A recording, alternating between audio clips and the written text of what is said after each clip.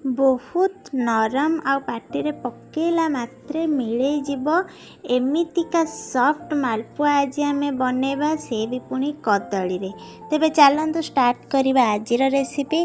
प्रथमे आम मालपुआ पाई चीनी सिरा बनै नवा।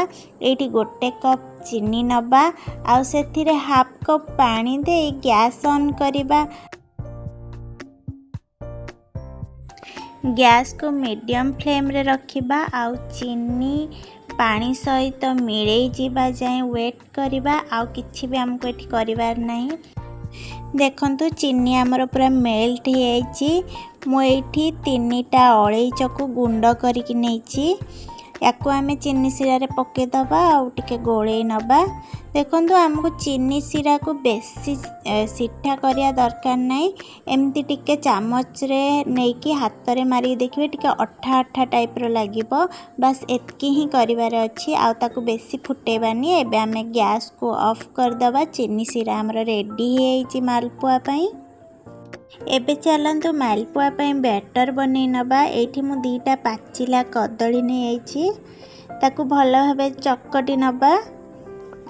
बेले बेले आमे मार्केट रू कदली आनी थाउ आउ खाऊ खाऊ गोटे 2टा बंची जाई थाए। ताकू खाई हुएनी टिके अधिका पाची जाए माने ता ऊपरटा कला पड़ी जाई थाए। तो कई खाइबा को भल पांदिनी। ताकू जदि आपण एमती भी कर देबे ताहेले घरे पिला खाई देबे। घर अलगा मेंबर माने भी खाई देबे। देखंतु एठी हमर चकटा हे जाइछि कदली। मु एथिरे हाफ टी स्पून लूण ऐड कली।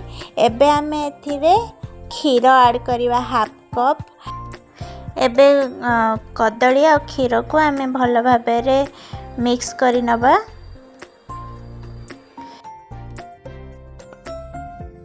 एठी मु गोटे कप मैदा नेछि।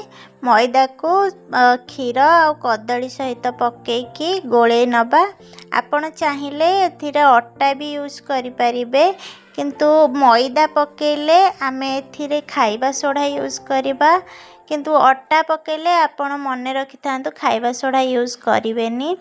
तापरे आमे जो बैटर बनेले ताकू ग्राइंडर रे गोटे थर पुरे की टिके चले नबा। टिके फाइन हे जीवो पेस्ट टा। ए देखंतु मु ग्राइंडर रे पके की ताकू बाटी नेछि। टिके फाइन हे गला। कंसिस्टेंसी हमर एई भली रहइबो। पूरा पतला नुहे कि पूरा काठुआ नुहे। आपण देखि परथबे केमती कंसिस्टेंसी अछि। एबे एथिरे आमे हाफ चम्मच पान मधुरी दे दबा। पान मधुरी को भल भाबे गोळे नबा। एठी हमर मालपुआ बनेबार बैटर रेडी हो जाइछि। एथिरे लास्ट रे आमे गोटे पिंच खाइबा सोडा पके की गोळे नबा। जदि आपण अटा रे करिवे ताले खाइबा सोडा बिल्कुल भी पकेबेनी। नले बहुत नरम हे जिवो। एते नरम कि आमे तेल रु ताकू छाणीबा को भी कष्ट हे जिवो। एडा आमे गोळे नबा। देखंतु एठी मु गोळे नेछि। एबे चलंतु आमे मालपुआ बनेबा। सेति पई मु तेल को बसे देथिली गैस रे। तेल हमर एठी गरम हे जाइछि। आमे अल्प टिके बैटर पके की चेक करि नबा। एठी देखंतु तेल हमर गरम हे जाइछि। बैटर पकेला मात्रे के ऊपर को उठी आछि। एबे आमे मालपुआ बैटर दे दबा।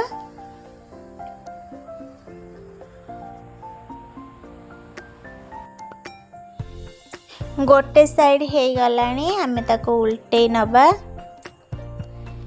तापरे आउ 2टा मालपुआ भी आमे एथिरे बने परिया। बैटर दे दबा। ए मालपुआटी आपण घरे निश्चिंत गोटे थर ट्राए करके देखंतु। देखिबे बहुत नरम हबो। बहुत टेस्टी लागिबो। आपणक घरे समस्त को बहुत भल लागिबो। मो वीडियो जदि आपन को भल लागुची, मो रेसिपी जदि आपन को भल लागुची ताहेले प्लीज गोटे लाइक कर देबे। आउ आपन ताकू ट्राए करले कि नहीं केमती लागिला मते कमेंट रे निश्चिंत लिखिकी जणेबे। मो चैनल को जदि सब्सक्राइब करि नाहंती ताहले सब्सक्राइब कर देबे। एठी हमर मालपुआ हे गलानी। दुई पट साइड हमर हे गलानी। तो आमे एबे आको तेल रु बाहर करि नबा। सेम प्रोसेस रे आमे बाकी जो बैटर अछि से मालपुआ भी बनै नबा।